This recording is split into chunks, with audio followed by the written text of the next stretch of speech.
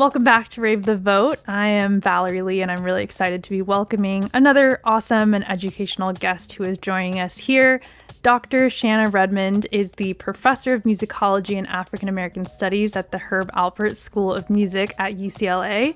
She is an interdisciplinary scholar of music, race, and politics, and received her combined PhD in African American studies and American studies from Yale University, and also prior trained as a vocalist at Macalester College, which is so wonderful.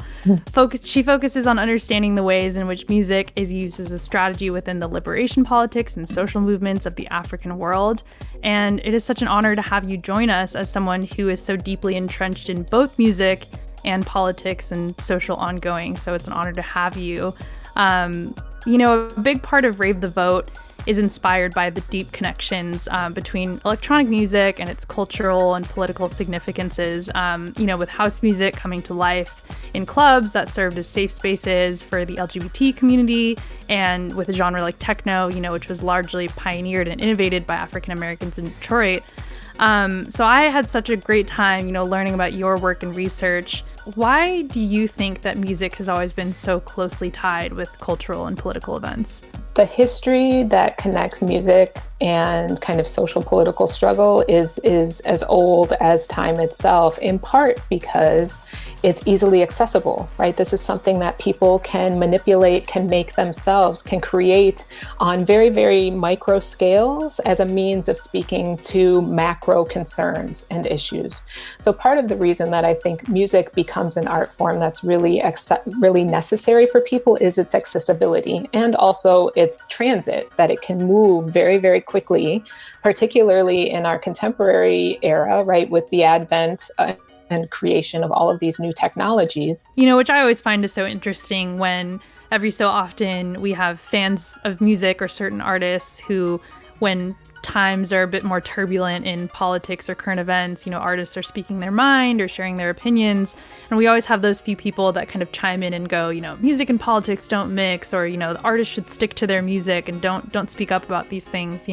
How would you respond to those people? Music is always political. Everything about its construction, its reception, its production.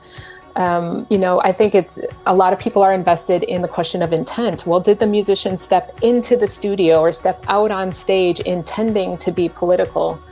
I think that's a really slippery slope. That intent can only be kind of minimally assessed. What's more important to me in evaluating the kind of political impulse of music is how it's used.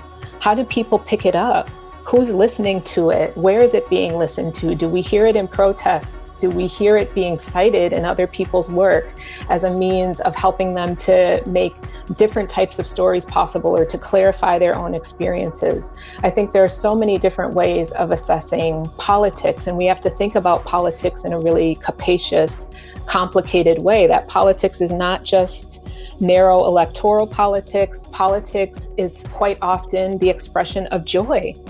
Because for people who have been robbed of it, people who have historically been under threat, have been hunted, have been surveilled, people who are presently hunted and threatened and surveilled, to express public joy is a political act. So with all of that considered, you as someone who spends so much time and has so much insight into thinking about the ways that, music and politics do come together, I'm curious to know, personally, just how are you feeling as we're heading into this really important time of this upcoming election?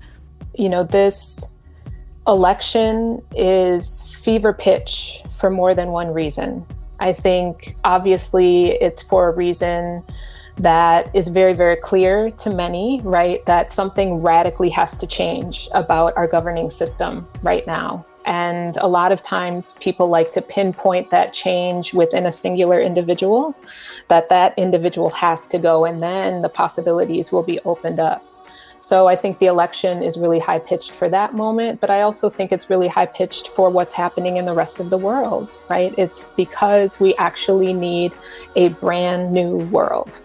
Yeah, I appreciate you sharing that with us, because I do feel like, a lot of people who are recognizing that, there are important conversations and actions to be taken feel similarly where maybe they don't feel represented, or they don't feel like their values are being spoken to by, the main candidates, or feeling nervous and vulnerable as you described. What